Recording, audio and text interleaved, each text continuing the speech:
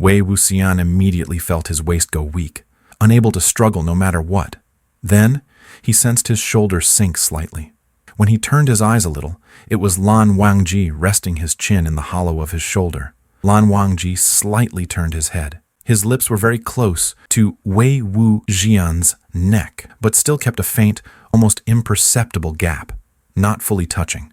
Wei Wuxian heard Lan Wangji's breathing very near, more deliberately heavy than usual, almost a bit rough. Ying. Lan Wangji suddenly spoke. Wei Wuxian, who was tense, was startled. "What's wrong?" Lan Wangji's voice was muffled. "Relax, no need to be nervous." Wei Wuxian felt something strange but couldn't quite figure it out. Still, he tried to relax as Lan Wangji said, his back gradually leaning backward, eventually sinking completely into Lan Wangji's warm embrace. After that, Lan Wangji didn't speak anymore, only buried his head in Wei Wuxian's neck, quietly breathing. Wei Wuxian soon grew accustomed and began to feel many new sensations. In his impression, Lan Wangji was always cold and distant, keeping others far away. Now, seeing him holding Wei Wuxian so dependently and breathing in his scent, it was as if he was showing another side, tender and somewhat fragile. Wei Wuxian couldn't help but lift a hand to stroke the head resting on his shoulder. Lan Wangji then took his hand, fingers interlacing gently with Wei Wuxian's. Meanwhile, his other hand embracing Wei Wuxian's waist, began moving subtly and delicately. Though still quiet at first glance, Wei Wuxian could clearly feel fingertips softly stroking his waist. The burning warmth passed through the fabric and transferred vividly to his skin. Only then did Wei Wuxian instinctively sense danger.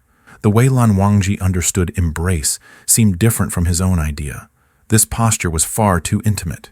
He rarely experienced anything like this when he was young. After coming out from the burial mounds, everyone feared and avoided him. Who would dare to contact him like this?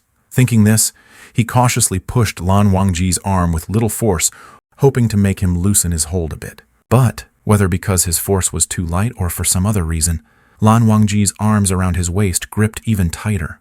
Wei Wuxian sank entirely into Lan Wangji's embrace, unable to move, suddenly feeling stuck and helpless, sitting on Lan Wangji's laps and so close to him.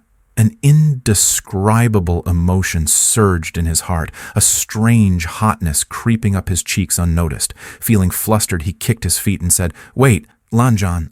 He couldn't push Lan Wangji away, so he only turned his head passively to look in his direction.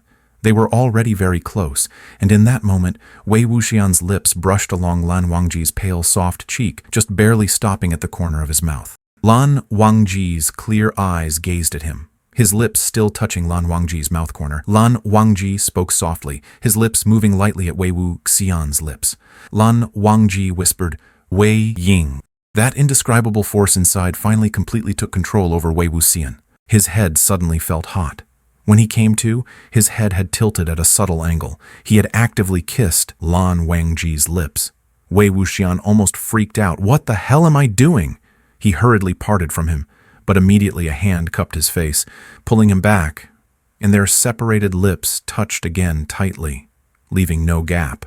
Wei Wuxian frowned and pressed his lips tightly, thinking Lan Wangji was about to do what he did that early morning, forcefully pry his mouth open to invade, making it hard for him to breathe. But after waiting a long time, Lan Wangji only kissed his lips gently, carefully, and patiently, without any further moves. Wei Wuxian, being kissed by him so patiently, gradually relaxed from head to toe. Lan Wangji adjusted him into a more comfortable posture as he held him, and Wei Wuxian leaned against his chest naturally. In the end, as if possessed by some impulse, he opened his mouth on his own.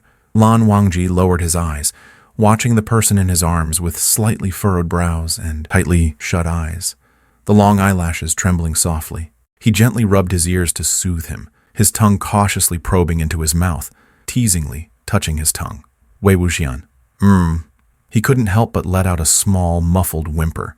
He always felt that this scene was familiar, not like when Lan Wangji kissed him a few days ago, but from even earlier, as if he had already experienced it.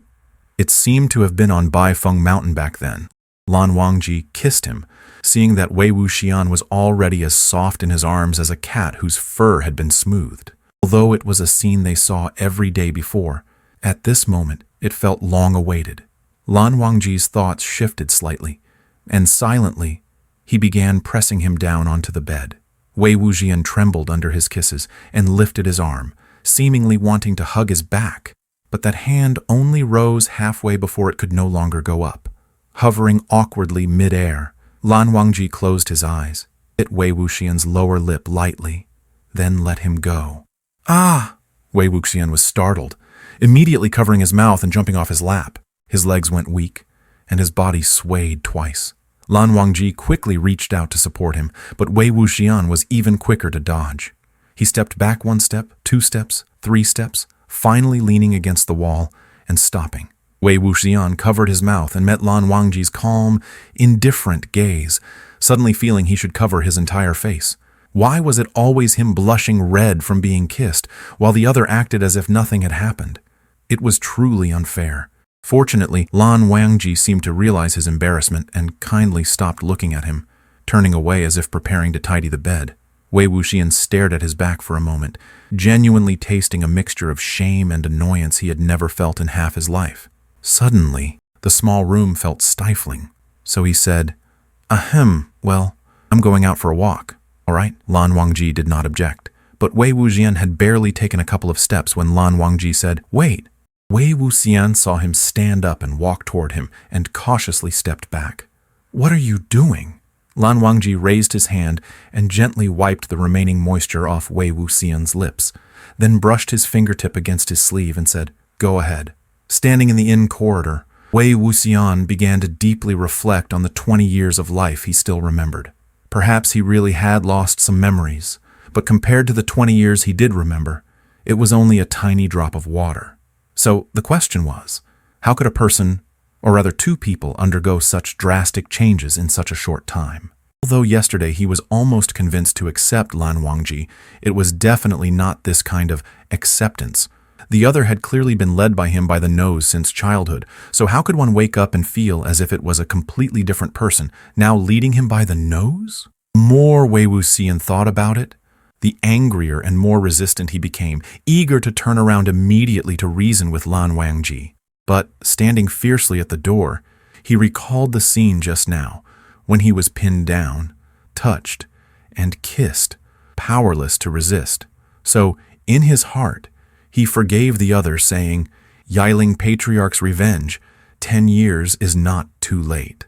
Finally, with such a mood, Yiling Patriarch stormed fiercely into the room of Lan Jingyi and Lan Sizhui.